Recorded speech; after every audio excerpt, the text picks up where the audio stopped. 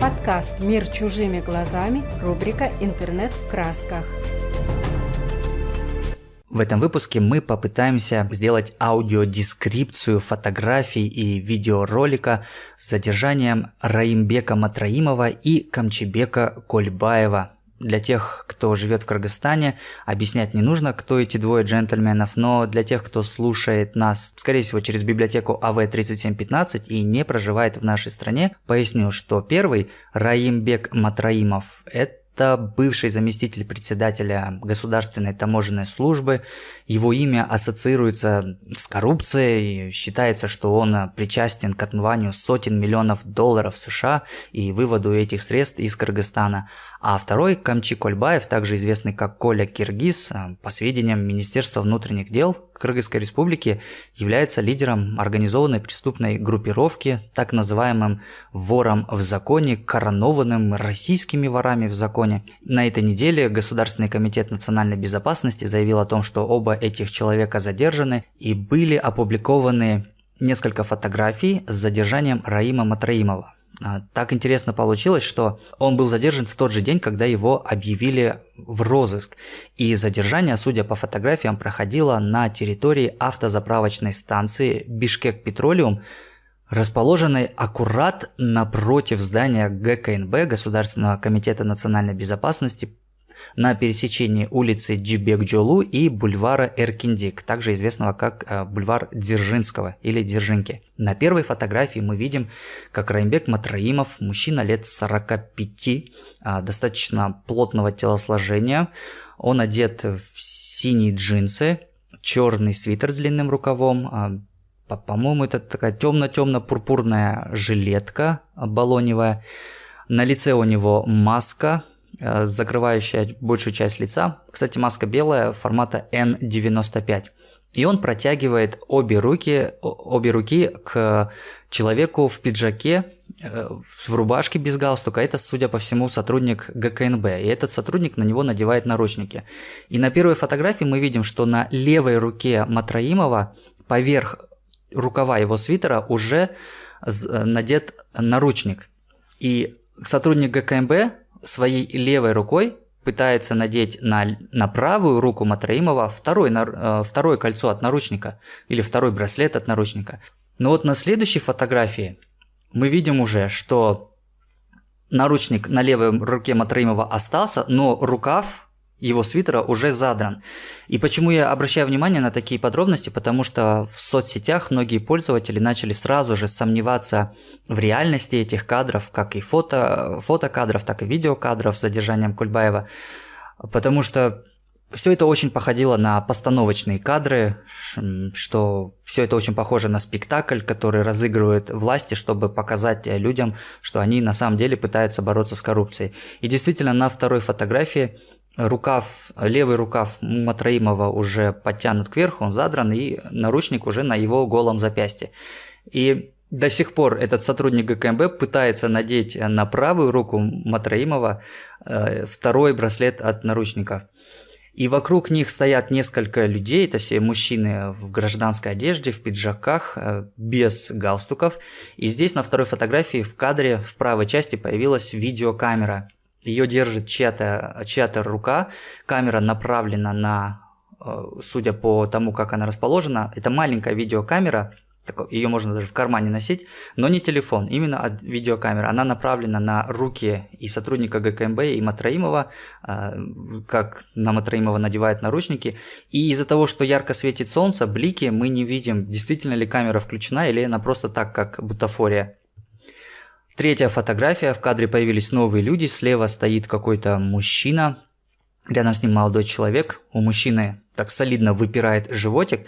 И, кстати, у всех людей, изображенных на этих фотографиях, кроме Матраимова, глаза замазаны черными прямоугольниками. Это, видимо, сделано с той целью, чтобы мы, не дай бог, не опознали этих сотрудников ГКНБ. Следующая фотография. Матраимов идет по двору здания Государственного комитета национальной безопасности. Его сопровождает некая дама. На ее лице также маска, в правой руке у нее дамская сумочка точнее даже 2 дамские сумочки. И кто эта дама, потом стало известно, что это Мадина Ниязова, адвокат. Очень странно, конечно, что задержали Матраимова, и рядом с ним совершенно случайно оказалась адвокат. Матраимов идет по двору ГКМБ, он подходит к зданию. Вокруг такой красивый осенний пейзаж, и хотя слева это уродливое здание ГКНБ, а справа мы видим кусты, растущие во дворе ГКНБ, весь пол, вся земля и асфальт усеяны желтыми опавшими листьями. И в правой части кадра появился еще один мужчина, он был на заправке. Сейчас мы можем разглядеть его получше, хотя на его лице маска, а лицо закрыто этим черным прямоугольником в каком-то фоторедакторе. В руке у него барсетка, и мы видим, что это высокий, плотный мужчина. Пиджачок у него застегнут на одну пуговицу, но этот пиджак прям распирает, потому что мужчина реально такой здоровый, весом, наверное, под 100 килограммов. И сзади него еще один мужчина, он также одет в рубашку без галстука, на пиджачок, и у него также в левой руке барсетка. Кстати, для тех, кто не в курсе, одной из отличительных характеристик сотрудников ГКНБ является тот факт, что они постоянно ходят с барсетками. И вроде бы, по легенде, в этих барсетках они носят пистолеты. И еще один кадр со двора ГКМБ. Это Матраимов поднимается по ступеням, видимо, чтобы попасть в здание ГКМБ. На его руки надеты наручники.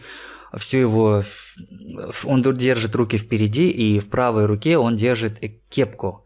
Рядом с ним идет его адвокат, та самая Мадина Ниязова, и они поднимаются уже по ступеням. Видимо, через несколько секунд они попадут непосредственно в здание Государственного комитета национальной безопасности. И насчет этой кепки, вот интересная деталь, дотошные пользователи Твиттера нашли упоминание такой кепки на сайте компании-производителя. Оказывается, кепка называется Loro Piana, это кашемировая бейсболка, и ее цена на сайте 36 100 рублей, что в пересчете на доллары составляет $470.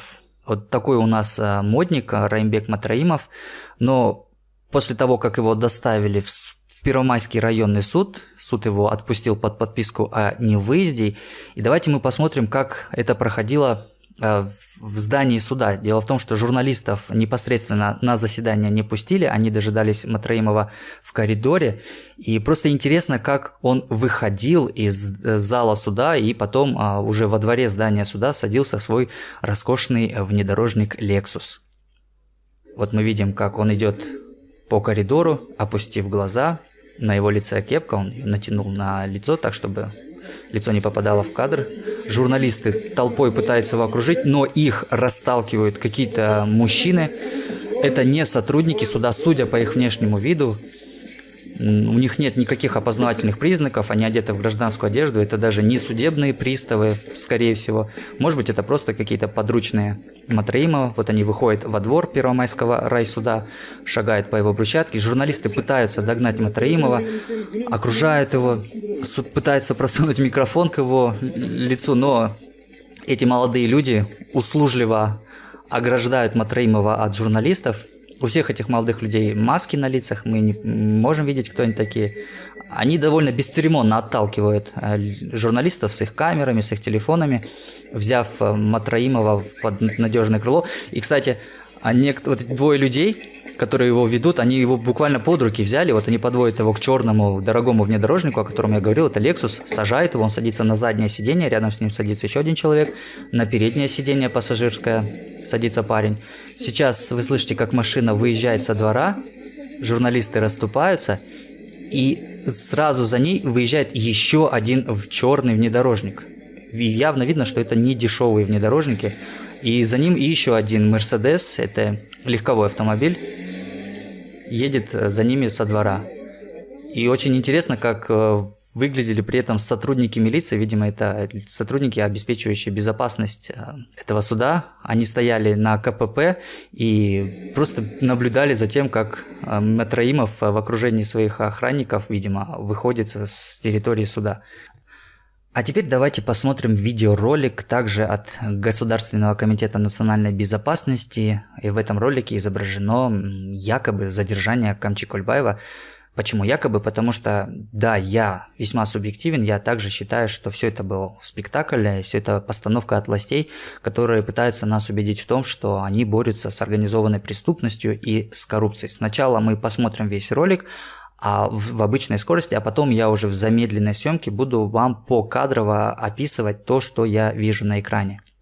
Вы слышите драматическую музыку, она является фоном для логотипа ГКМБ, который появляется на экране. Затем кадры с улиц Бишкека, проезжает бронированный внедорожник, уже другая камера изнутри этого внедорожника или микроавтобуса, оттуда выскакивают мужчины в камуфляже, в масках, в шлемах, у них за спинами ружья, по-моему, это помповые ружья, не боевые, они врываются в какое-то помещение, мы видим надпись «Авангард» на стене.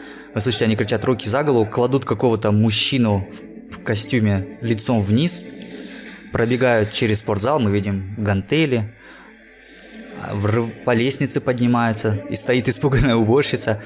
Потом они заходят в раздевалку, и теперь крупным планом крупный мужчина, это и есть Камчи Кульбаев, высокий мужчина азиатской национальности. На него надевают наручники, выводят из раздевалки, спускают вниз по лестнице, его окружают эти сотрудники с винтовками, сзади бежит человек с камерой. Кстати, камер было несколько, и все с разных ракурсов снимает. Вот опять камера поменялась, Камчи Кульбаева выводят на улицу, сажают в микроавтобус с черными тонированными окнами. Общий план этого спортзала. Теперь уже, видимо, во дворе ГКМБ открывается дверь микроавтобуса, оттуда под руки выводят Кульбаева, на его лице уже медицинская маска, его ведут двое мужчин в камуфляже и заводят в ГКМБ. И опять логотип Государственного комитета национальной безопасности. Но давайте теперь мы все посмотрим в замедленной съемке, чтобы мне было легче для вас описывать, что происходит на экране. Вот опять логотип.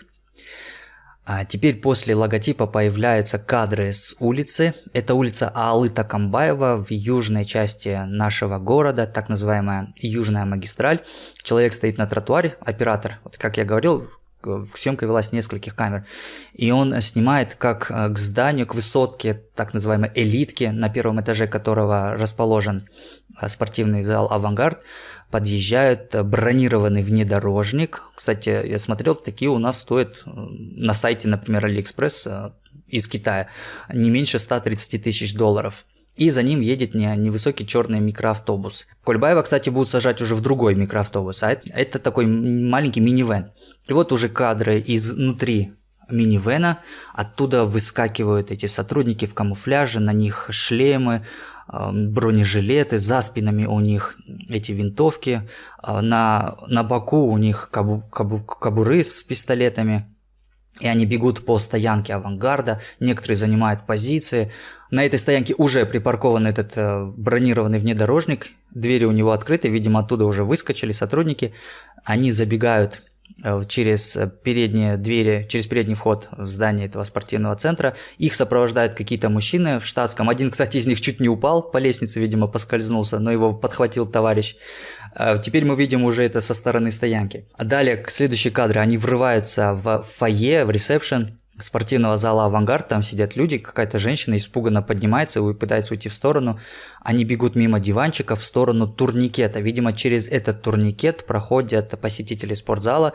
Мы видим испуганного бариста. Это человек, который делает кофе, он стоит за стойкой и тоже как-то растерянно смотрит на сотрудников, хотя лицо его закрыто маской. Силовики проходят через турникет, видимо, они уже опустили эти барьеры. Мы видим, как на полу лежит мужчина в костюме, его положили лицом вниз в пол, он за голову сложил руки, и прямо над ним, широко расставив ноги, стоит один из силовиков. Далее камера следит за силовиками, те проходят через спортзал, вот в кадр попал еще один мужчина в гражданском, у него в руке тоже видеокамера, мы видим стойки с гантелями, симпатичная девушка появилась в кадре, в коротенькой в шортиках, видимо, это сотрудница или одна из посетительниц спортзала. Теперь они бегут по лестнице, на лестничном пролете стоит женщина, это, видимо, судя по униформе, это уборщица, она испуганно лицо закрывает руками. Далее они поднимаются, может, на второй, может, на третий этаж. Один из сотрудников в гражданском побежал направо, но потом понял, что все бегут налево, начинает бежать за ними налево. Они заходят в раздевалку, И вот теперь на кадрах Камчи Кольбаев. И мы не видим его рук, мы не видим его кисти, но видно по движению его тела, что он протянул свои руки, видимо, чтобы на него надели наручники, какому-то мужчине. На этом мужчине синяя куртка с эмблемой Adidas. Кстати, эта эмблема Adidas уже потерлась. Видимо, это специальная куртка для спецзаданий. Мужчина на голову натянул капюшон, лицо его закрыто маской, и он еще и стоит спиной к нам, мы даже не видим, кто это такой. И Кольбаев протягивает к нему руки, и потом он эти руки убирает, и на следующих кадрах мы видим крупным планом его лицо, и он поправляет воротник своей куртки. Вот этот момент мне показался очень странным. Это как? То есть мы задерживаем преступника, сначала он нам дает руки для наручников, а потом спокойненько куртку поправляет. Такое ощущение, что никто не напряжен. Кольбаев, в отличие от того мужчины в костюме, которого в лицом вниз положили, стоит себе спокойненько, он не видно, что он чем-то расстроен. Некоторые пользователи соцсетей писали, что он сдерживает ухмылку. Ну, я бы так не сказал, что он сдерживает ухмылку. Я не вижу этого на его лице. Лицо у него спокойное, серьезное, но не испуганно. Явно видно, что человек не испугался.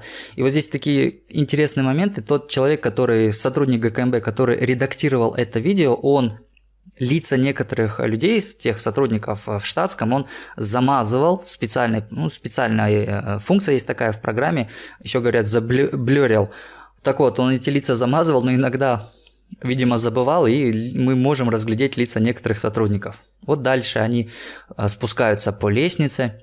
В кадр попала другая уже видеокамера, ее несет один из сотрудников, он бежит за Кольбаевым, со спины его снимает. Тот самый сотрудник в потертой куртке ведет Кольбаева под руку, у Кольбаева руки впереди, на них надеты наручники, они спускаются в фойе. Кстати, странно, да, они через турникет проходили, а сейчас уже спускаются в фойе, сложно понять, где именно происходит дело, то ли самое это фойе, откуда они забегали, либо уже другое. И там, кстати, внизу еще один человек в гражданском снимает все это на телефон. И кажется, это все-таки не рядовой, это не зевака, это тоже один из сотрудников ГКМБ, потому что, скорее всего, зевакам бы просто запретили видеосъемку. Теперь мы видим, как Кольбаева выводят из здания, они выходят на стоянку, подходят к черному микроавтобусу, садятся в этот микроавтобус. Теперь кадр уже со двора, потому что не кадр, а ракурс, точнее, потому что ракурсы все время меняются. Тут такая съемка, видимо, минимум с 3 камер велась. Открывается дверь этого микроавтобуса, туда заводят Кольбаева, его все так же сопровождает мужчина в потертой куртке и другой мужчина в камуфляже. И опять общий план этого здания, авангарда. Мы видим черный BMW и черный микроавтобус, где сидит Кольбаев, отъезжает, а к черному BMW подходят несколько сотрудников в камуфляже. Они какому-то мужчине в черной куртке завели руки за спину, видимо, надели на него наручники и лицом кладут на багажник. Видимо, это тоже один из задержанных, хотя ни в одной сводке не проходила информация о том, может быть, мы просто не нашли, что помимо Камчи Кольбаева был задержан и еще кто-то. Потом мы видим, как эти машины отъезжают от авангарда. И вот здесь такой интересный кадр, вообще никакого отношения к содержанию не имеет. Мы видим на переднем плане тополь, старый тополь, и кто-то на его коре, видимо, давным-давно вырезал имена Мустафа, Каныбек, Атабек, 2007 год. Такая интересная деталь, вообще не имеющая никакого отношения к задержанию криминального авторитета. И черный микроавтобус с машинами сопровождения уезжает по улице Алы Такамбаева. Следующие кадры. Микроавтобус раскрывается, это уже, видимо, территория ГКМБ, оттуда выходит первым тот мужчина в потертой куртке, 2 сотрудников в камуфляже выводят Кольбаева под руки, и сзади, кстати, вот здесь это отчетливо в кадр не попало, но сзади еще кого-то выводят и тоже, кажется, выводят под руки. Да, у этого человека, по-моему, руки в наручниках, но мы четко не видим, кто это такой. Видимо, это был один из людей, задержанных вместе с Кольбаевым. И сотрудники ведут Кольбаева по лестнице, они поднимаются. Те самые сотрудники в камуфляже, они под обе руки слева и справа держат Кольбаева, можно сказать, так, за плечи, просунули руки ему так под мышку. А сам Кольбаев руки сцепил вместе, видимо, из-за того, что, понятно, на руках у него наручники. Впереди бежит тот самый мужчина в потертой куртке, как бы прокладывая дорогу, они поднимаются по ступеням. И при этом ракурс все время меняется, потому что при создании этого ролика использовались кадры, снятые на разные видеокамеры, и одну и ту же сцену, как он поднимается по лестнице, нам показывают аж 3 раза, ну правда с разных ракурсов. И вот дверь открывается, и Кольбаев в сопровождении этих сотрудников камуфляжа заходит вовнутрь здания ГКМБ. Но, кстати, не только рядовые пользователи соцсетей были озадачены всей этой такой, можно сказать, театральной постановкой. Вот что считает ветеран ГКМБ. В своем интервью для сайта вести.kg Таалайбек Джумадылов заявил, что задержание криминального авторитета Камчи Кольбаева – это дешевый пиар, рассчитанный на маргинальные слои населения. По его словам, борьба с бандитизмом и преступными группировками лежит на Министерстве внутренних дел, то есть на милиции. Спецслужбы должны работать без шума и пыли, утверждает Джумадылов. Борьба с бандитизмом и преступными группировками – это профиль МВД. Спецслужбы должны заниматься обеспечением нацбезопасности. Подробнее, это способность государства своевременно на ранних стадиях выявлять угрозы, докладывать руководству и предотвращать. А задержание с Кольбаевым похоже на дешевый пиар, рассчитанный на маргинальные слои населения, которые не понимают, что происходит. Кроме того, Джумадылов недоумевает, почему сотрудники ГКНБ задержали вора в законе так, будто бы он находился долгое время в розыске. «Чтобы устроить маски-шоу внутри спорткомплекса, много ума не надо», – отметил ветеран спецслужб. «Тем более он же не скрывался, он совершенно открыто ходил, разъезжал на машине. Это же никак не решит проблему. Спецслужбы должны решать задачи другого масштаба. Сейчас государство находится под угрозой территориальной целостности. Нужно решать глобальные проблемы, а не устраивать спектакли». И, как я сказал, действительно все это похоже на дешевый спектакль, на инсценировку. Тем более, что помните, когда сотрудники ГКМБ врывались в спортивный зал, в тренажерный зал «Авангард», они там лицом в пол положили какого-то мужчину в костюме, а вот Кольбаева задерживали очень вежливо. На его лице не было никаких следов побоев, потому что довольно часто бывает, что при агрессивном задержании задерживаемые получают какие-то травмы от сотрудников силовых структур. Но по Кольбаеву ничего этого не видно, он выглядит сытым, здоровым и весьма довольным собой.